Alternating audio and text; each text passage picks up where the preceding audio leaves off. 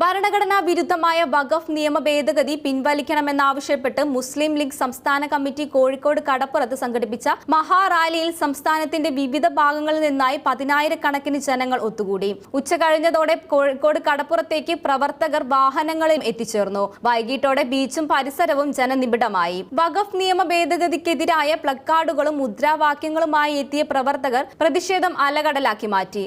Rally ഉദ്ഘാടനം ചെയ്ത മുസ്ലിം league സംസ്ഥാന അധ്യക്ഷൻ പാണക്കാട് സാഹിദ് അലി ശിഹാബ് തങ്ങൾ കാവൽക്കാരൻ തന്നെ കയ്യേറുന്ന സ്ഥിതിയിലാണ് വഖഫ് നിയമ ഭേദഗതി രാജ്യത്ത് വരുന്നതെന്നും പറഞ്ഞു. എല്ലാ മതവിഭാഗങ്ങൾക്കും അവരുടെ സ്വത്തുക്കൾ സംരക്ഷിക്കാൻ ഭരണഘടന അവകാശം നൽകുന്നുണ്ട്. എന്നാൽ ഈ ഭേദഗതിയിലൂടെ അത് ഇല്ലാതാവുകയാണ്. പൗരന്റെ വിശ്വാസത്തെ സംരക്ഷിക്കേണ്ടത് ഭരണകൂടമാണ്. എന്നാൽ ഇവിടെ ഭരണകൂടം തന്നെ കയ്യേറ്റക്കാരനാവുകയാണ്. വഖഫ് ഭേദഗതി നിയമം വർഗീയതയുടെയും മതങ്ങൾ തമ്മിലുള്ള അകൽച്ചയും വർദ്ധിപ്പിക്കുന്നു.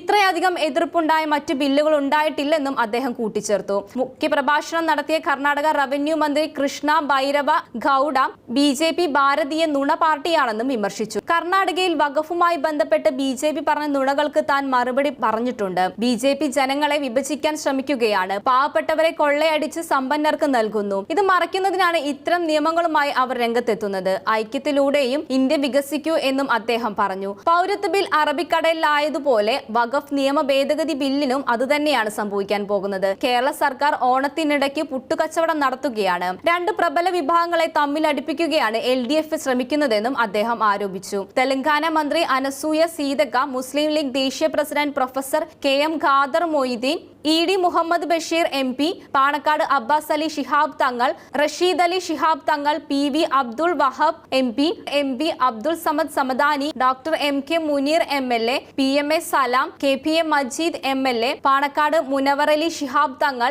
KM Shaji, PK Firoz, PK Nawaz, Parakkal Abdulla തുടങ്ങിയ നേതാക്കളും റാലിയിൽ സംസാരിച്ചു. സമീപകാലത്തൊന്നുമില്ലാത്ത ഏറ്റവും വലിയ ജനസഞ്ചയമാണ് റാലിയിൽ അണിനിരന്നത്. വൈകി എത്തിയ പലർക്കും സമ്മേളന സ്ഥലത്തേക്ക് എത്താൻ പോലും സാധിച്ചില്ല.